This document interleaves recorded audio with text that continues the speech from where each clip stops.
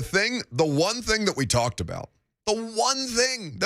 about all week long with Vrabel, with the players, with Bud Dupree when he was on the radio show, I believe that was Wednesday.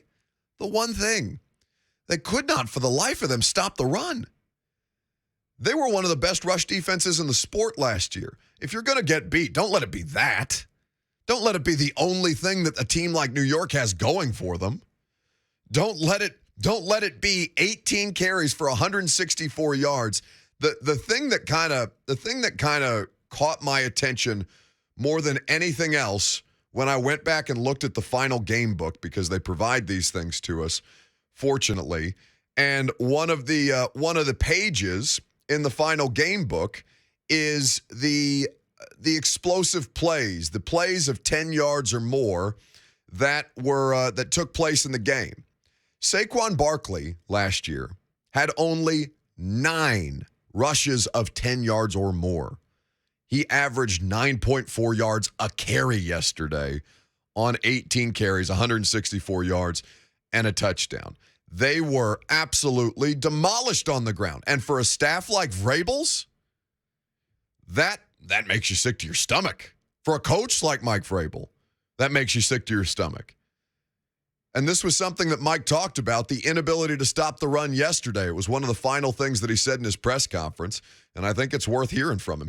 By the way, he'll speak at noon, and we'll carry that press conference live, because certainly there's going to be more questions about the coaching decision. I watched that thing back, and I left this morning through the opportunity to watch the television copy even more perplexed by what went down than what I was in the press box. Here's Mike Vrabel. Good player, poor defense, poor gap integrity. And just a couple times it was edge, sometimes it's inside tackling. We'll have to really reevaluate, what we're doing and, give them credit. They were able to run the football, which was, the number one key for us on defense. Saquon yesterday had a 68-yard rush. They gave up a 65-yard pass to Sterling Shepard, where Christian Fulton is looking around like, wow, where the hell did that guy come from? He's just behind me all of a sudden. There's no safety help, and you're banged. You've got Saquon Barkley, 33-yard rushes. Daniel Jones getting involved with his legs. Kadarius Toney, one of the only touches he got for the game, went for 19. Like, they just gave up these chunk plays in ways that had you scratching your head. 238 yards is an embarrassment. An absolute embarrassment. Because it comes in the least efficient way possible. And we'll talk about their own offensive inefficiencies.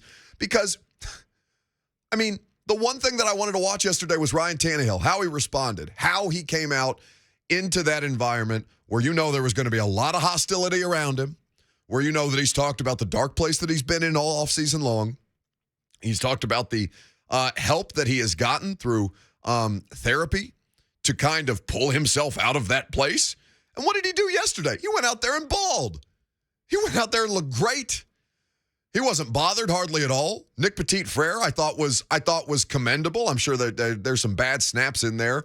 But again, against the worst pass rush they will see all season, they were dominant up front.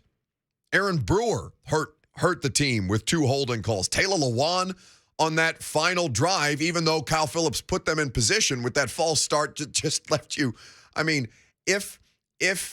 I'd be so curious to watch this, other than what I'm seeing in front of me in the stadium, because of course we sit just right above the lower bowl in the press box. And so you see the raw reactions of people, but you don't have necessarily all the different angles that the television cameras do. So there's all manner of different things. And the sights and sounds of that, when I watched it back on TV this morning, wow. So how many drops? 4? 4 if you count the one where Tannehill saw Derek way too late and just kind of threw it in his direction. I don't count that as a drop. Yeah, it wouldn't have converted the first down anyway. You had a drop by Kyle Phillips. You had a drop by Dontrell Hilliard. You had a drop by Jeff Swaim. There were defenders looming right in the area. That could have very well turned into an interception.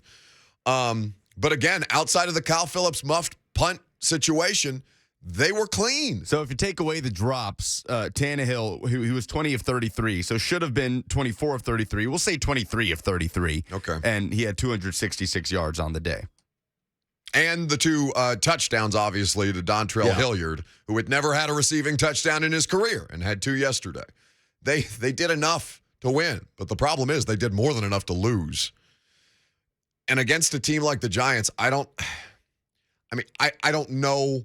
I don't know how you, and they're not going to dwell on it. Like, we'll go to Mike Vrabel's press conference today. I'm sure it's going to be, got to play better, got to coach better, make the corrections. Mike will walk through the individual like explosives that they gave up, and he'll be transparent that way. But I mean, it's not even remotely the same thing. The opponent that you had this week and the opponent that you will have now a long week to get ready for. Now, they have had success against the Bills, and it's not the end of their season. It just, it has to hurt worse because of how much it was just presented to you to take the damn game, take the win. Let the running back run it on 3rd and 1. What the hell are you doing? And the short yardage package explanations, we're going to get to your phone calls here in just a second because there's a lot of stuff that we have to get to, and a lot more audio from the locker room.